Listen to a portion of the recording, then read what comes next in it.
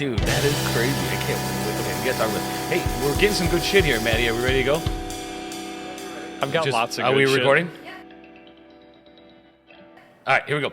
Hello, everyone. Thank you so much for showing up again. I have Mr. Jack Baker here. Hello. Jack is a comedian, and he is also going to do our showcase at the end of the month, which is awesome. And you have featured and hosted here numerous of times, correct? I have, many times, and it's great to be back, although there are much fewer people here right now.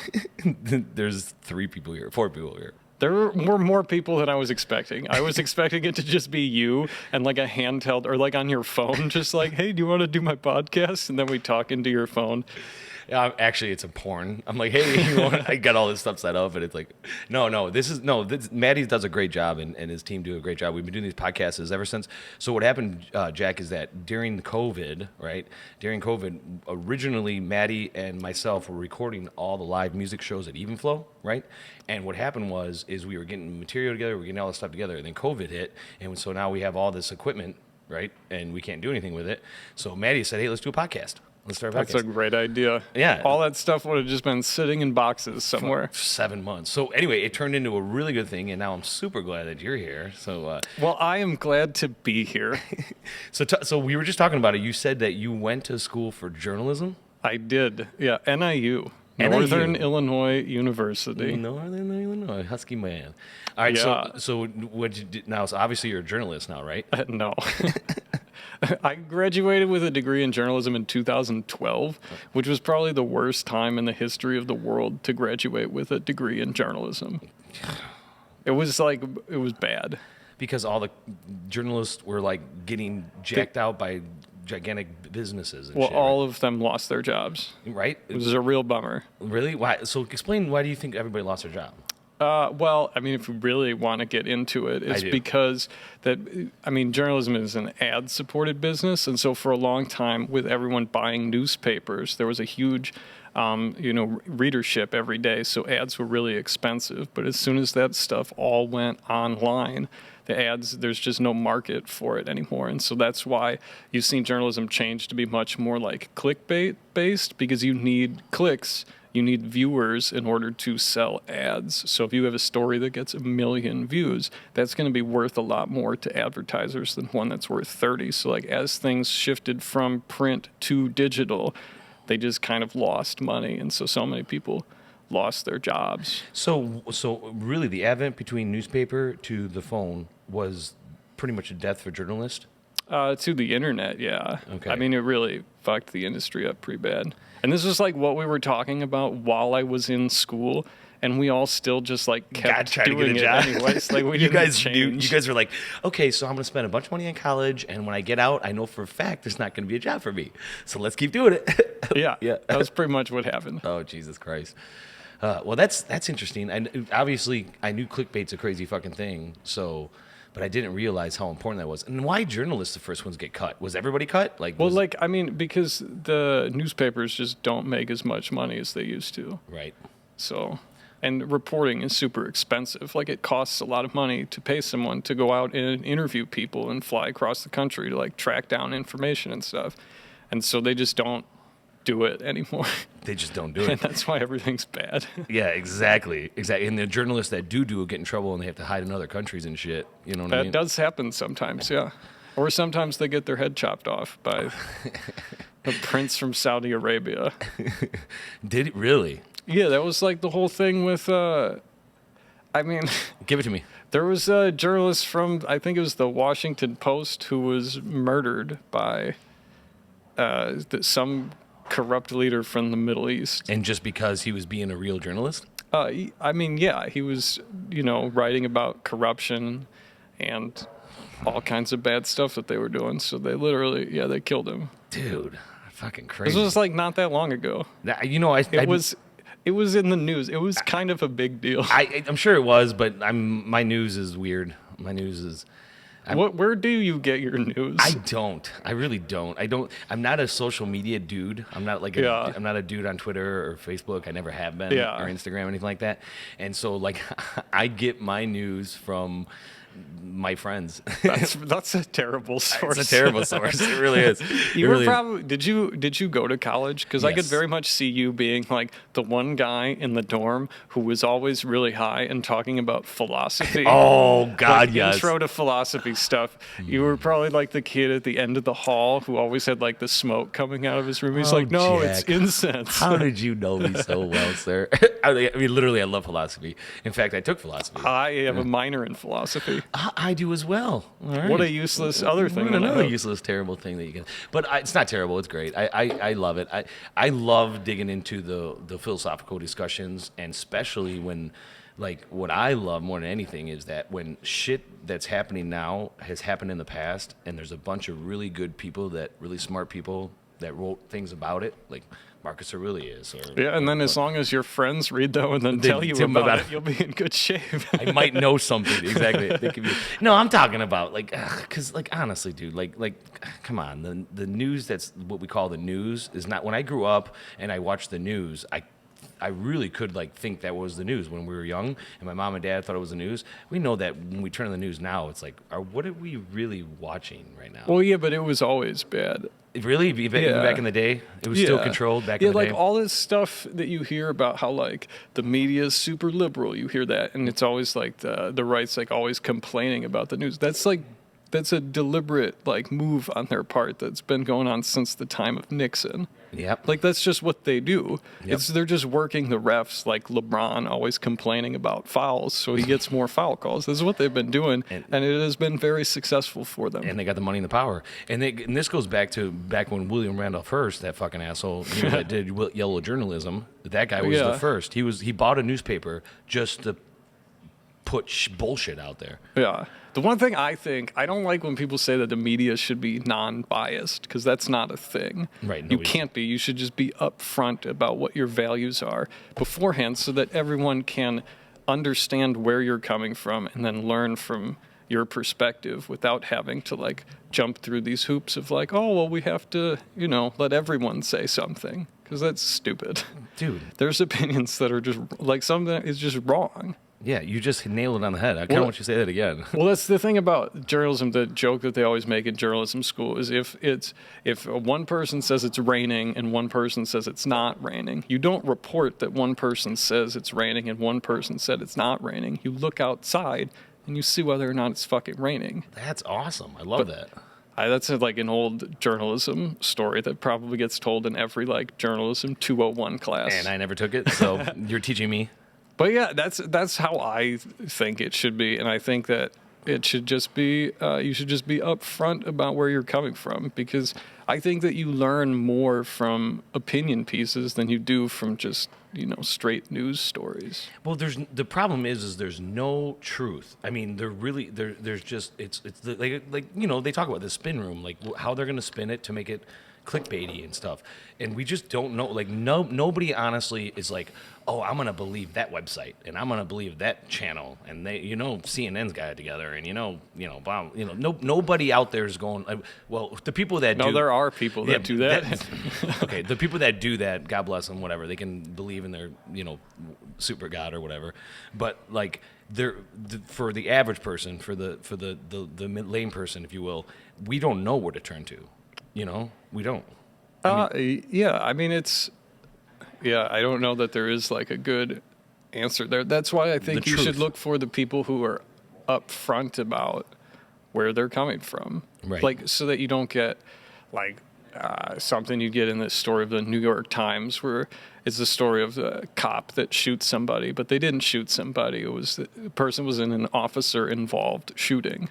They use weird-ass language like that as to not assign any blame, where that's not how people talk or how words are supposed to work. That's its own kind of bias, but that's one that doesn't get called out as frequently because people are only thinking about things on a left and right perspective, when the real answer is always class. Yeah. I mean, race. gender definitely play a part too. But the big one is definitely it's rich versus poor, and it kind of always has been. Absolutely, since the beginning. So, yeah. And the rich have always owned the newspapers. And they always win. And that's such a bummer because there's so many more of us. Yeah, Jack, you hit it right in the head, bro. It really is. It is, unfortunately. And that's the problem, is that, like, racism, I think racism is the stupidest thing in the world. Well, we should not get into two white guys talking about racism. It's the stupidest thing in the world. But definitely one thing that doesn't get brought up enough is social economical differences. Like how we are in areas of really, really rich areas and really, really poor areas. They don't talk about that as much. They want to talk about race. They want to talk about but race factors into that. It does. The average white family has $76 in wealth for every dollar that black families have. And that, I mean, you can find the causes of that. It's not too difficult to understand. And it sucks, too. And but we're not going to solve it. So let's talk about something else. Yeah, let's go away from that. But I mean, it is funny though, because we go on the journalism thing, and like just because you brought this up, it is the one thing I will tell you is that, and I've always said this too, is you do a great job at this too, is that the stage behind me and all comedy clubs out there, like every comedy club out there, is probably one of the last vestibles of actually free speech. Because everywhere else, if you say something at work, like even us, you just talking about just saying the race word, we're like probably going to get canceled. Just even though we're not. Cancel is not a thing. It's a marketing term that people use to sell stuff. That's true.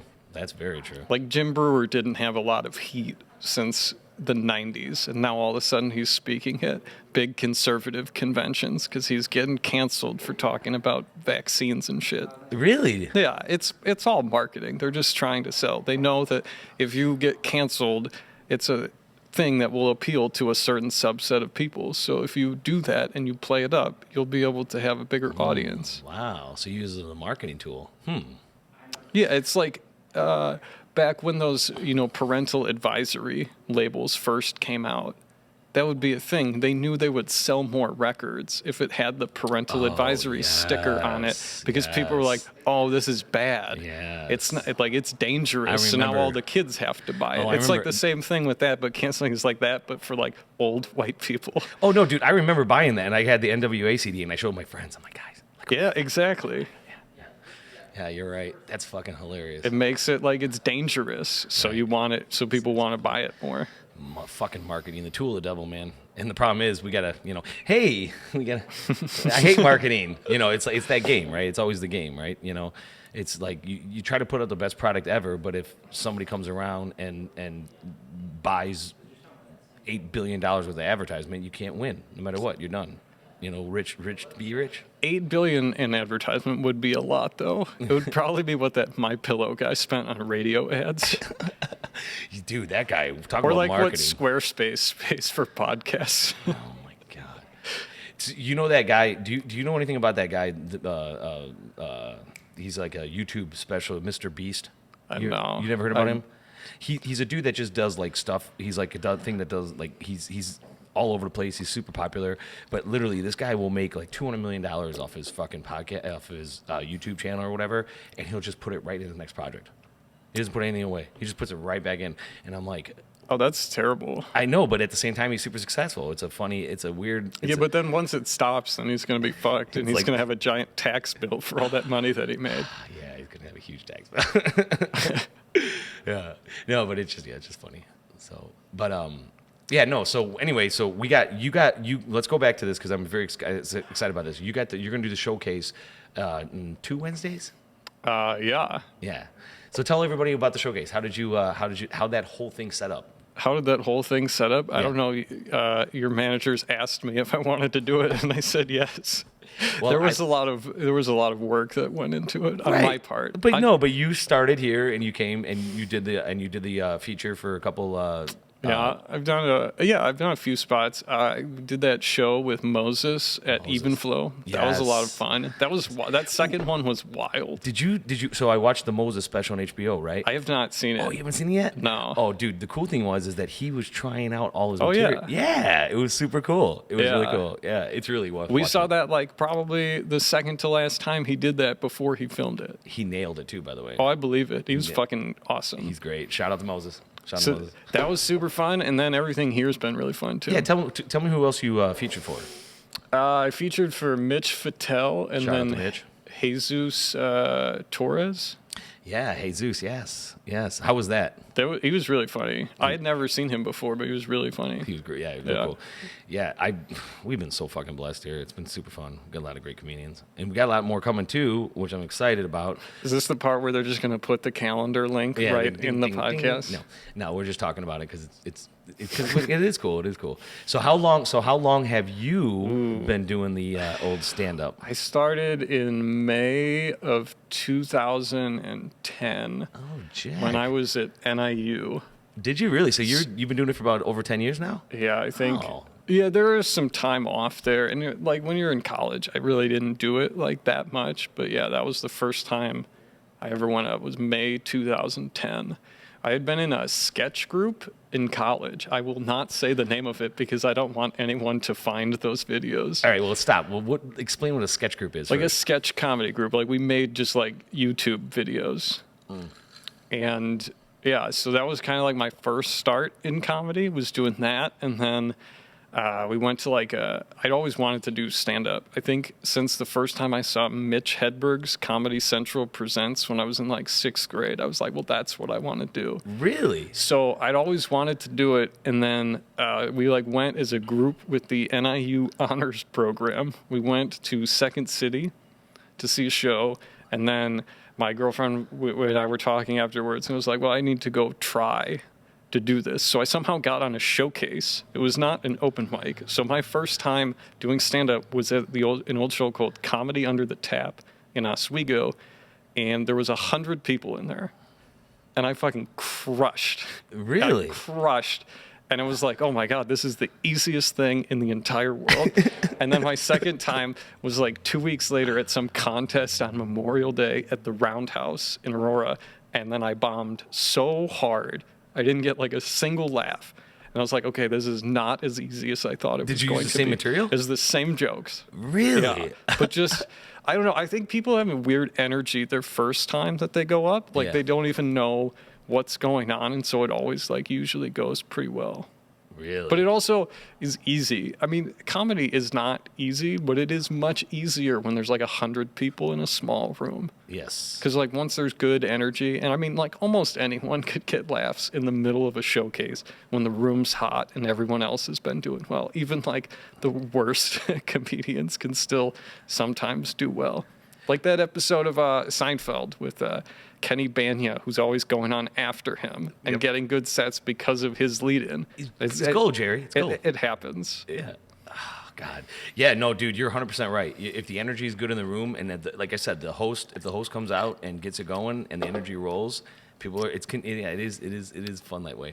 But you did bring up something. So you said you fell in love when you were in 6th grade? Yeah. And you knew that you're going to do this shit? Yeah. That's fucking awesome. See, I love that about that. I just saw Mitch Hedberg was so, I watched every Comedy Central half hour. Oh, shit. That was awesome, wasn't it? I watched every single one. They used to play over the summer on Comedy Central, between 10 and 11 a.m. They would just play two episodes, every day over the summer. And so I would, set my alarm so that I always would make it and I would never miss it. And so I would watch every single one when I was home over the summer, and I just watched them. Any special that would come out, I would watch all of them. Dude, schedule TV. Back in the day where you had to set your alarm for TV, right? Yeah, now you can get on the app and you can pick any of them, and it's I don't know what to do. There's too many. Much. Yeah, there's too much. There's so much goddamn good content out there. I just missed so many great comedians. Yeah. All right. So you're 6 years in 6th grade, kicking ass, and then you started kind of 10 years ago. And I will tell you, one of the things I love about you that you have that I try to do my 5 minutes, and I got bombed and burned and died and crashed. It was awful. But and a lot of comedians say that you got to get back up and do it. I'm like, I'll just drink. I'll just drink. But one thing that I absolutely love about you is your timing is fantastic. It really is. As now you fuck up your timing. No, I know. I was going to do it on purpose. I was going to say thank you, but way too late. God damn it! I ruined it. No, but literally though. Well, thank you. No, that is very nice of you. No, it really is, and and the best part is the audience. And the other thing too is that one thing that I would just kind of give you another thing that I absolutely love about you is that you come off when you come on the stage, you feel very comfortable, but you're also kind of just laid back and do whatever. And every once in a while, we'll get a couple people in the audience that, you might get a heckle or whatever, and your bite is really good. Sometimes you get back at it, and I'm like, oh. People don't expect it. I get away with a lot because I look nice. Like, I'm the kind of person where, like, late at night in Chicago, women will stop me on the street and ask for directions. Like, I just look like a nice person. You do, yep. And so I get away with saying some really mean things. Real mean shit. Sometimes. Yeah, if you look like a rock, it might have been a fight. You know what I mean? Like, you it's my favorite thing, to be honest. I like to see how far I can go sometimes before. There's a couple times where I was like, did he just do that shit? I can usually find that line and not cross it. Although there was a time where I went too far. Ooh, you get a story? You got a story? It was New Year's Eve, which is the worst night to do comedy. Because everybody's fucking hammered. I hate it because it's not comedy fans. Right. It's just like people who are like, oh, we'll go out and that'll be fun. And they're the worst. Right. I like performing. Like, the audiences here, they're like smart. They know comedy. They've seen it before. So they're ready to go. But then it was New Year's Eve, and I was hosting, which is always, I'm kind of I don't want to really host a lot anymore. I've done it a lot, but I'm kind of trying to be done with it. But there was like a couple, and so I was asking for, what are your resolutions for the year? And she says, I want to get engaged. And then the guy sitting next to her is wearing like a baseball hat. Okay. And he's just kind of like a schlubby guy. And I was like, well, it was something about like, well, he's not going to propose today because you wouldn't do that dressed like this. And then I kind of just like kept teasing him, and it went just a little bit too far. And then I lost the whole rest of the room. Oh no. Like, how bad? Like, they didn't like me anymore. No, okay. They saw me for who I truly am and not what the nice person that I look like. Oh, you said the joke that pushed the envelope. I wish I remember what it was. I'm trying to think. It was something. It was just a little too much. It's just a little too far. Yeah, that's funny. Happens. And you lost the whole entire room. Yeah, they didn't like me. And did you get him back or no? Sort of, but not really. Well, okay, so now let me ask you this. Give me your favorite, or not your favorite. Give me like one of your like best shows, and then give me a bomb show. Give me like where you actually told me the bomb show your second time up. That was not good. That was your worst show, probably. See, I don't think that's. I mean, that's just that they just didn't like your jokes. I think a bad show. Well, that's it. See, because I don't think that's a bad show. I think a really bad show is the one where you kind of make no impact at all. Like, you were just kind of there, and then you just didn't, like, they didn't care. They didn't really pay attention. Like, they weren't into it. Like, if you're going up and they're listening and you bombing, that's good because you can still learn from it. But I think a bad show is like when you don't make an impact and you don't try your best. That's what I think a really bad show is. Almost like the audience is different. Like, it's indifferent. Yeah, they're indifferent, and so you're indifferent to them, and you just kind of like go through the motions, and you just kind of like give up almost. That's what I think a really bad show is. Yeah, and then I mean, just experiencing myself, like, I thought 5 minutes would go really quick, but at like 2.5 minutes, I'm like, I want to get the fuck off the stage right now. Have you ever gotten that feeling before? My first weekend back after COVID, I took almost like a year off. Okay. I think I'd done one outdoor show that went great. And then I was like, I can come back and do this. And I was doing a weekend. It was 30-minute featuring in a big room. I don't want to shit on it, but it's a very big room that is often very empty. Okay. So viewers, you can figure it out. Okay. And so I was on, and it was one of those times where I had to ask the light guy where I was in the set. Oh, Jesus. And I had 10 minutes left, and I was like, Jesus. That's all going to be a long 10 minutes. It was not good. That was rough. I can feel you. I can already feel the sweat. It was, it was one of those where it was like I just kind of went up there. I thought it was going to be easy, and then it wasn't, and I didn't like bring my best because I feel like even if the room's rowdy or they're not super into it when I get up, I feel like I should be able to get them. Like, I genuinely believe that I'm going to. Yeah, you have to, right? Yeah. Like, I find it super weird when comics like aren't confident. Yeah. Like, if you're not, then why are you doing it? Yeah. If you don't believe that you're going to kill every single time you go on stage, then why do you bother? But because that's kind of their mystique. The ones that don't have that confidence might be the outliers where they're still funny, but they don't even know that they're funny. Kind of. You know what I mean? Yeah, I think comedy is just mostly just faking confidence. It is. Absolutely. Because if you don't look like you know what you're doing, then they will never believe that you know what you're doing. You know, I think Robin Williams said that. I think he quoted something very similar to what you just said that I said. So you're as obviously as wise as Robin Williams, so that's good. That's what I've been saying for years. I just wish that people would finally come around. No, you're right. No, there is something to say. All right, so then let's go this way then, because that's very intriguing. Because now let's go like this. Besides a comedian, besides a stand-up comedian, because I know you studied them and you said that you wake up and set the alarm and shit like that. So besides comedian, who else influenced you to this level right now? That's a good question. Yeah. I'd like to think Musician, actor, book writer, whatever. You know, my favorite band is Fish. Oh, I'm with you. I've seen them live, smoking tons of weed, having fun. So I don't know. I feel like they have. I mean, the way that they're always like creating and improvising and incorporating things that are, going on in the show or in the world, like at that time into the show. I always like that. And so any chance, I get, because the way that they think about a show is it's like its own unique experience. Like that night, they're going to play those songs again. They play them a different way, but they sometimes will go the same. But that one night that they're there, that's creating something like unique and special that's shared amongst those people that are all there. And so that's kind of how I like to think of every show, is that it's like creating a unique experience for the people. Like the people at 7:30 are going to have a different show than the people at 9.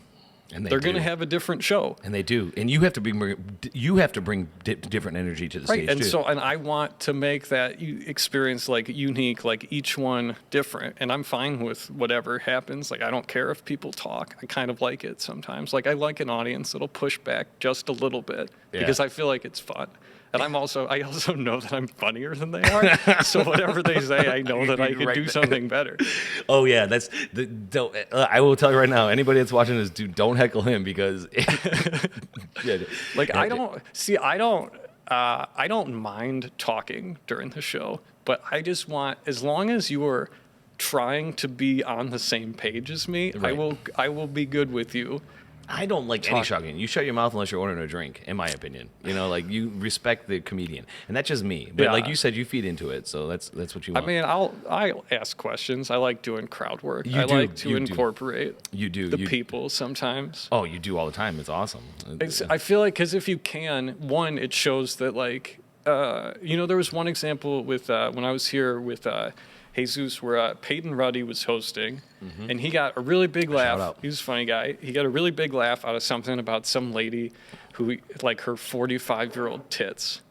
And he got, like, a really big laugh about it. And I have a joke of where, like, I'm allergic to milk, and so I drink whipped cream, or I lick whipped cream off of a girl's. And then in the show, I said her 45-year-old tits, and the place went nuts because they're like, oh, it was the thing from earlier. It was like I was paying attention, and I was experiencing the show with them. And so because I was able to bring that in, it kind of brought us all together in a way that it wouldn't have if I just did the joke like how I normally tell the joke. That's cool. I like how you bring like the fact that you get influenced by Fish to make it a show, and then you added in all the just you and your stand up. That's awesome. And you're right. Fish does, man. Fish puts together a fucking show, bro. I've been to a couple of great shows. One time I went on ISU, and it was the craziest thing ever. I went with my brother, and he's a little bit older than me, and it was at the stadium where they had the basketball games. Okay. Right? And literally they had their own security. So like people were just passing joints, and I'm like in college, and I'm like, how is this possible? Like there's 20,000 fucking students in here, and they had their own security, so they were just like, so there's just a cloud of fucking smoke and weed, and I was like, okay, I like Fish. Those shows are a great time. Those shows are a great time. And it was in the parking lot. People were just having fun. Everybody was cool to each other. God damn. Are they going to go on tour again? Are they still doing it? Yeah. They're doing it still? Yeah, summer tour. They're at Madison Square Garden this weekend. Jesus Christ. Fuck. Man, those guys Yeah, are a I'll be blast. going in July or August. I'm not sure. Are they They'll be coming to at Soldier or something? Alpine Valley. Alpine. I love Alpine. Yeah. God damn. Yeah. So you've seen them a lot? I think 10 times. All right. So 10 times is a lot. is it? Yeah. I don't know. They were broken up for like most of like my high school, and then they got back together right like when I was a freshman in college, which was like the perfect time for them to get back together. Why did they break up? Do you know? Was it just Trey was abusing painkillers. Oh, that was a big part of it. Trey, and then he went to rehab or whatever? yeah, Okay. got arrested, but he's good. Oh, I didn't good know and that. sober now. So Well, fucking, I love those guys. So, all right. So then now, so now there are musicians. I like this. Obviously, you're going to say Fish right now, but if I love to ask this question to a lot of the people at Evenflow, and I'll ask this one to you. If I put a gun to your head and I erased all the bands in the world, but you could take 3 bands to an island, so just you're going to be with 3 bands. You can only pick 3. I'm sure Fish is one of them. Yeah. Right? All right, give me 2 more. 2 more. Are they going to play together? Or? No. You're on an island with them, and they're going to hang out with you whenever you want to hang out with them. They're not jamming together unless you want them to jam together. See, but I feel like that would be fun. That would be fun. So, I mean, I would bring Jimi Hendrix.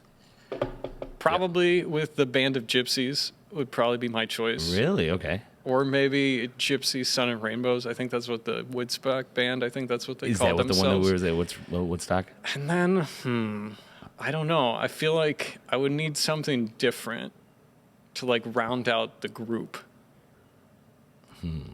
That would be tough. Although, no, I think I would just bring some combination of Parliament and Funkadelic.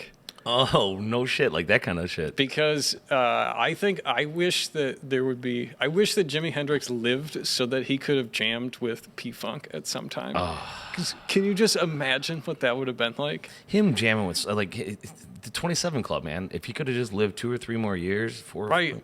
Because he was already kind of getting into the kind of like soul funk stuff at the end before he died. That was kind of like the direction that his music was going, and I feel like that would have been amazing. Could you imagine if he fucking would have rocked with those guys? You know, and he would have stayed out of Hollywood, you know, if he could have just stayed out of Hollywood and not let that control his shit, you know? And because, you know, they would have put him next to Michael Jackson in the song, you know what I mean? Eventually, you know, they would have made him a pop legend. Another guy too that I would have loved to live a lot longer would have been Bob Marley too. Another dude that those guys would have, like, yeah. But I was never really a reggae guy. Never really? No. No? I love funk. That's probably my your thing? favorite genre of music. Funk's fantastic. So what kind of so where's your funk at? Do you like old school Chili Pepper stuff, or where's your Yeah, I funk at? like the old school, but I would like to go. I mean, P-Funk would be P-Funk. one of my favorite bands. Like Ivan Neville's Dumpster Funk. Have you What heard the of them? fuck is that? They're No. kind of like a smaller group. They were touring a lot of like the jam band festivals and All right. probably like early 2000s. Did they open for Fish or something like that? No. Oh, okay. At least not for as long as I can remember. Fish hasn't had any openers. Oh, Not for a very long time. They opened for Santana on a tour of Europe once, which I feel like would have been fucking wild. wait. Fish opened for Santana? Yeah, on a tour of Europe in like 95, I think. Yeah, you're right, because Fish plays for 4 hours straight. They don't stop or do anything. They just jam. They play a set for like an hour 15 to an hour 30 and then stop and then play like another set. They just go. Yeah. Non-stop. I love those guys. All right, so now we got to ask the question. Okay, so now we ask the question. Okay, so we got your bands. All right, now 3 comedians that influenced you, and I'm going to wipe the rest of the comedians out. So you got to take 3 with you. Okay, 3. My favorite comedian, Rory Scovel. Ooh, okay, talk to me. Are you not familiar? Nope. He's very funny, very silly, and his last special on YouTube was completely improvised. Meaning? Like, literally he just got up there? He just went up there and started making it up. Did he have a live audience? Yeah. Okay. And did he tell people he was going to do that, or is that something he just did? Yeah, it was like a show that he toured. Oh, really? For like across the country. Was just not writing any material. Is he? And he's that good off the cuff? Yeah, he's the best at it. All right. So what's his name again? Rory Scovel. Roy Scovel. Okay. Okay. So cool. I'll YouTube him on the way home. Yeah, Okay. very funny. All right. Rory Scovel. Okay. Maddie, write that down. Maddie, remember that. All right. Go ahead. My favorite. So then, this would be tough. Maybe. See, I feel like it might be fun to have like some old like 20s, 30s vaudeville guy. Oh yeah. Or like someone who used to perform in like the Catskills or something like that. I feel like that would be kind of fun. I don't know. It's tough. I've never really thought about having to kill all the comedians before. Maybe I gotta make it a little dark. Maybe obviously. two. I will take Steve Martin. Oh yes, yes, dude. His career is amazing. Did you watch the latest thing with him and Short doing another Broadway thing? Martin Short and is it Martin Short or is it? Yeah, they did a show not that long ago on Netflix. Yeah, like a Broadway kind of. I loved their Hulu series, the thing about the murder podcast. Is that good? It was great. Really? Yeah. I saw it, but I didn't. To be honest with you, I didn't have Hulu at the time, so I just didn't watch it. No, it was great. So I should go back and watch it. I really liked it. Okay. Yeah. Well, I love Selena Gomez is fucking amazing in it, and the way really? she plays off the two of them is great. Really? The whole thing, like you wouldn't think that it would work, but it works so well. Really? Yeah. All right, good. Okay, so now I'll turn the Hulu back on. All right, cool. Yeah, because Steve Martin is the shit. I think Steve Martin is the shit. Like The Jerk, like anything. My Man with Two Brains. Well, even it was funny for me, like as a kid, I heard like so many of those jokes from his stand-up repeated by my parents, but never having like heard the sort. Like I can't tell you how many times I heard my dad say like, "Those French have a different word for everything." Like he would say that all the time, and then I got the wild and crazy. Have a different word for everything. That's like one of his jokes from Wild and Crazy Guy. And so I listened to this, and then I'm just like hearing all of these jokes that my parents have been ripping off for my whole childhood. And now I finally know where they came from. Well, at least they were giving you like, hey, they planted the seed for you, okay? They made you get the punchline. Well, but it's just to Too bad they were stealing other guys' material. It's just like crazy to think about a comedian having the #1 record. I know. Just like that's insane. Just like the way, like how big he was as a comedian is just like crazy to think about. So I feel like it would be really interesting to like talk to him and learn like about his perspective from that and how like the audience that loves you messes with your ability to perform. Because like once they're there to see you, you get a lot of leeway that you don't get. That's why I think it's almost better to be like at the feature stage because you have to work for it a lot of times. Whereas like when you're a headliner, they're there to see you and they're probably going to love whatever you do. So you have to like really work hard to get true feedback so that you're not putting out a bunch of garbage, which often happens. Yeah, you're right. Because Steve Martin at one point could have come out on the stage and just played music, and people would have loved it because everybody loved him. Right. Yeah. Because he was so famous. Right. And I think that's also like he has the book Born Standing Up, where he like talks about his experience like growing up and like doing magic and then getting into comedy and stuff like that. And that's something that he talks about is just like how the relationship between you and the audience changes and how that was part of the reason why he quit.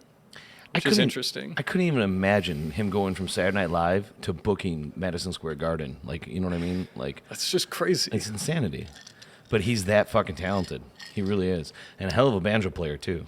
Yeah. Yeah. And I do know banjo players, and that's a hard thing to do. It's a hard thing to do. So those two. Yeah, there's two. What else you got? Third. Maybe. It's tough. Yeah, I will take maybe the funniest comedian in all of Chicago right now, who'd be Kristen Toomey. Kristen Toomey, shout out.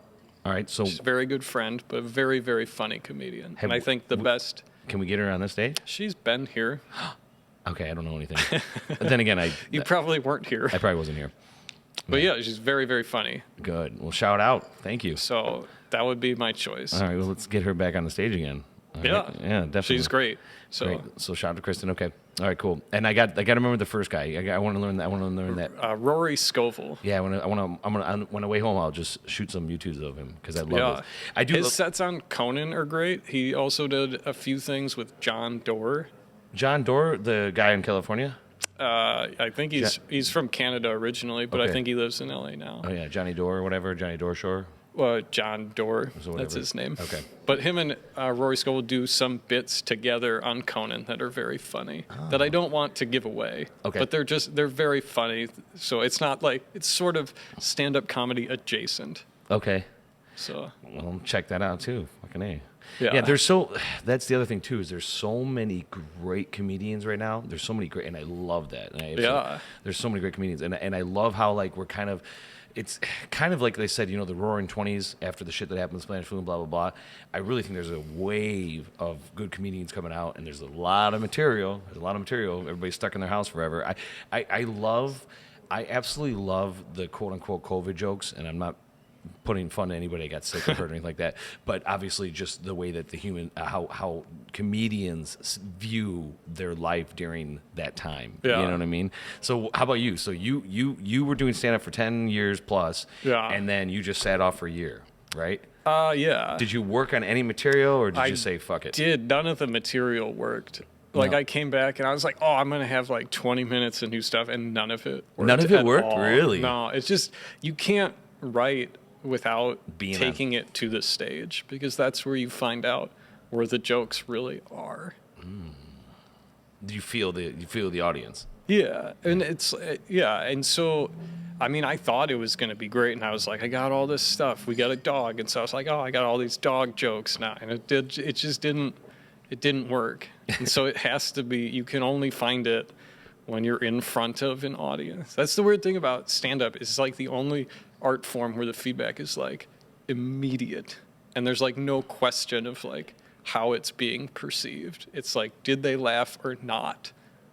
And it's right there. So then, when you're telling jokes, are those jokes that you're saying are because of the audience reaction, are they either going to make it or not make it to the next show? Like, do you cut them during a show, or do you Sometimes try? I mean, if something's really not working, I will try and pivot to something else.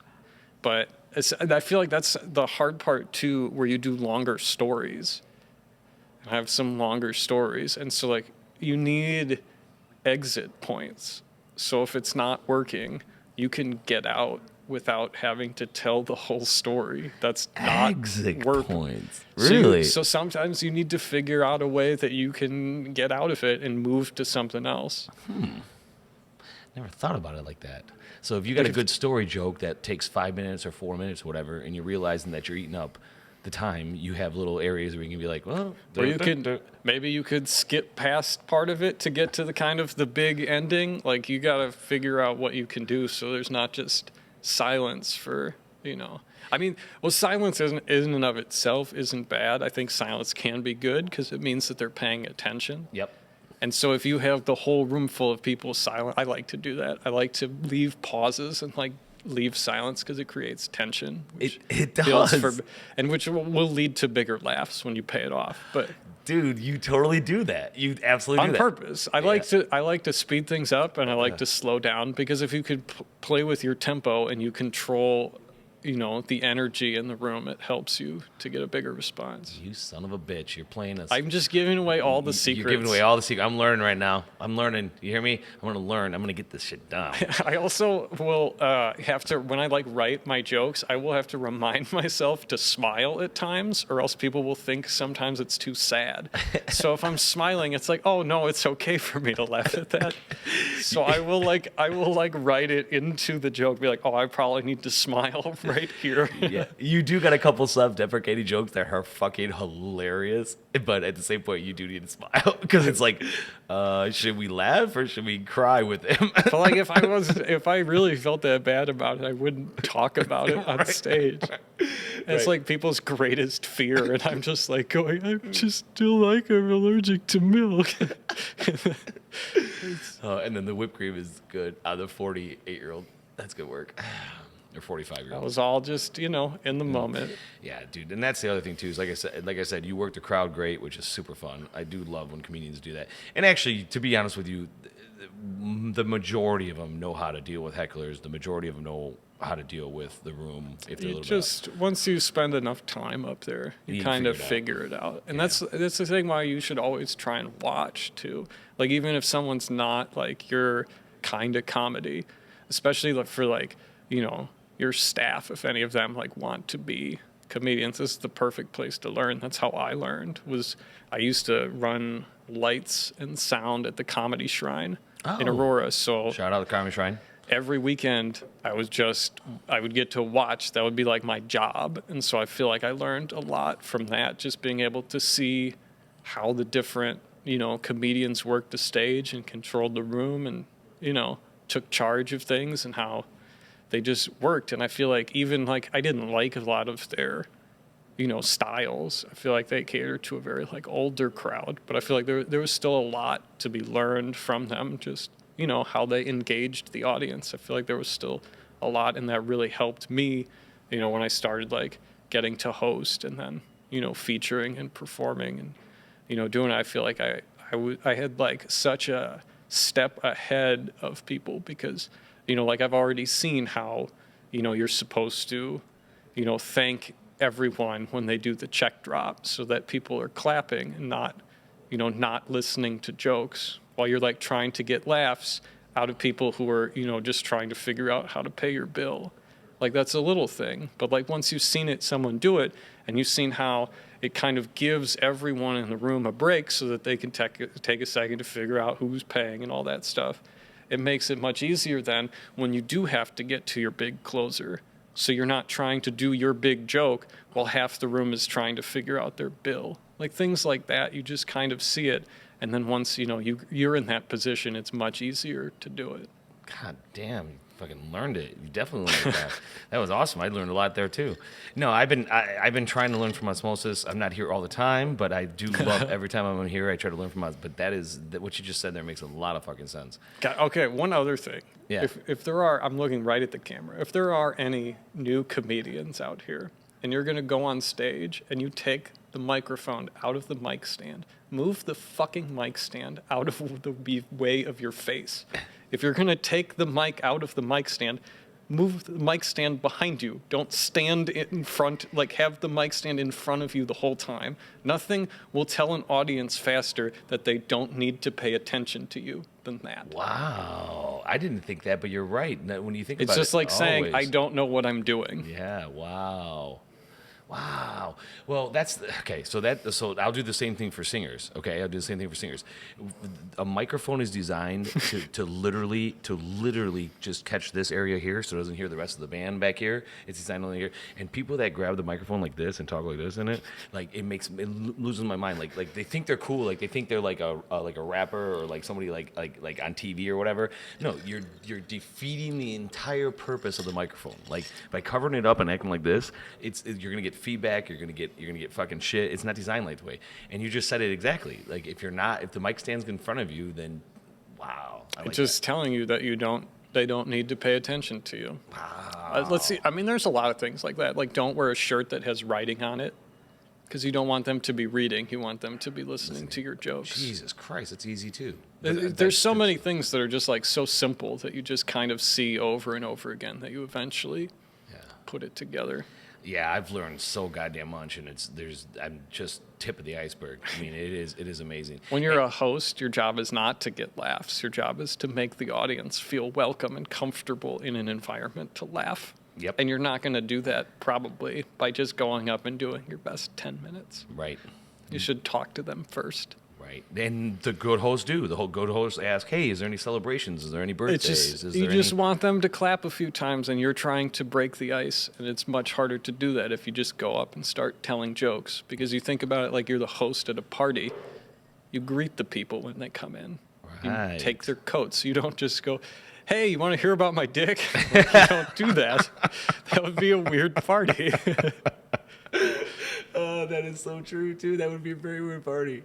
It could be a fun party, but it would be different. It'd be a lot different. No. Yeah, the host shouldn't pull out its dick right away. Yeah. That is funny. That is really funny.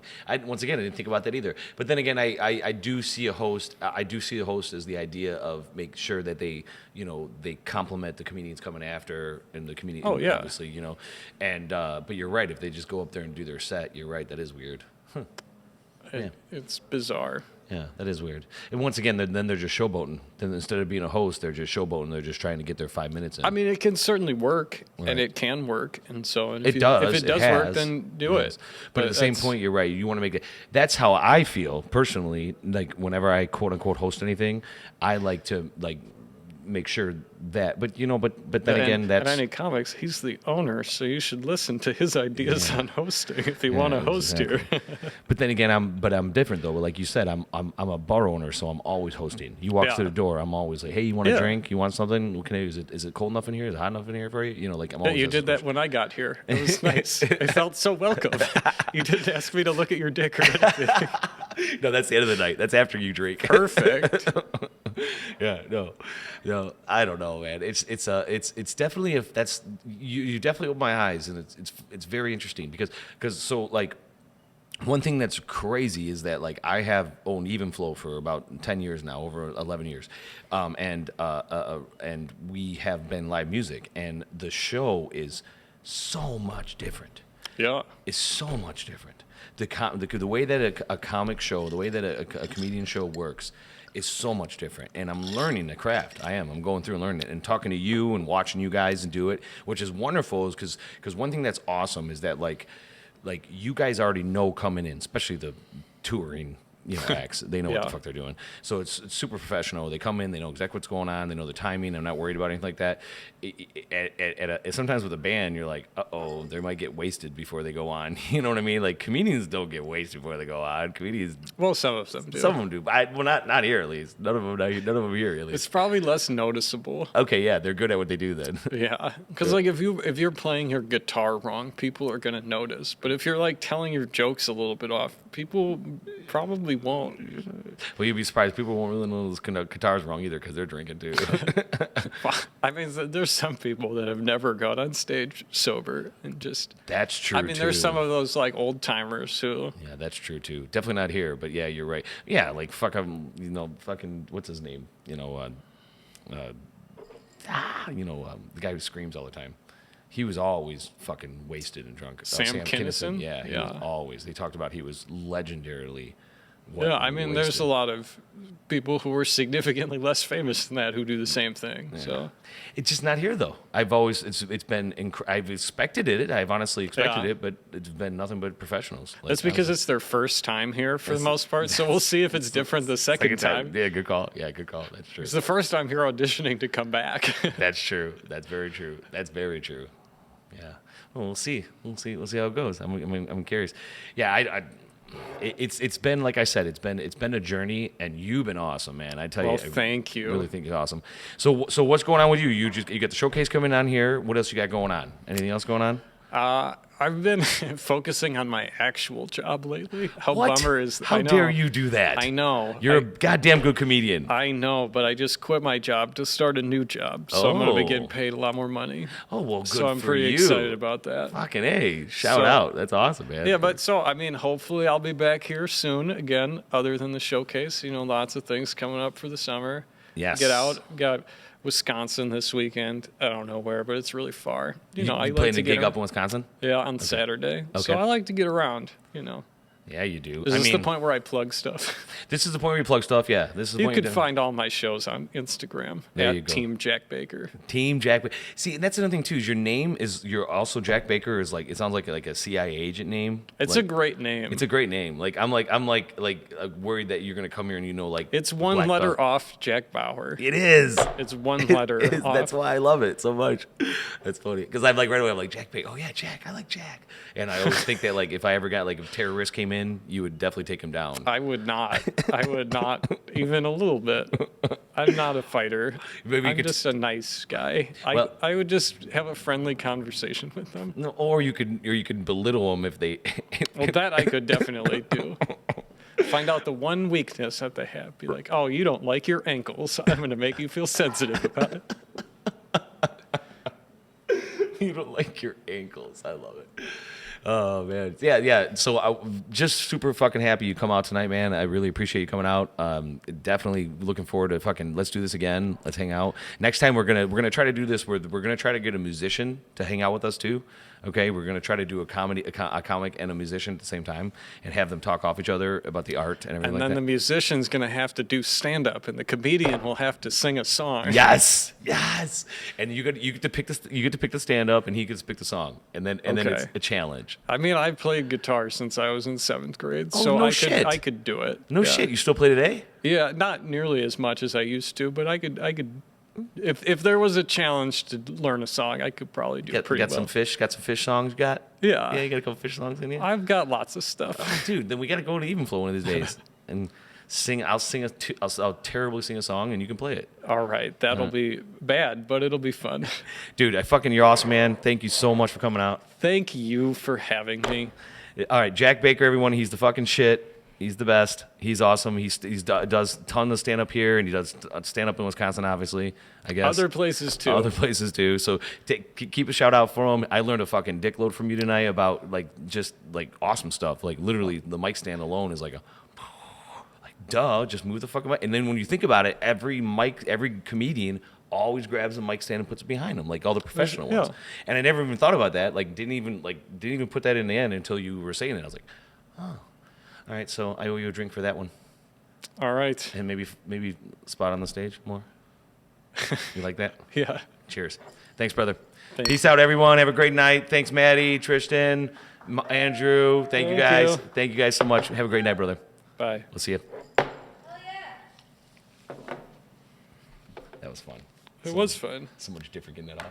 Yeah. Dude. It feels so weird. I know, it doesn't feel... Cool, right? The headphones is better, right? It is better, but it feels weird. It's weird to take them off because I feel like my head's expanding. You guys are dialed in. It felt good. It felt really good.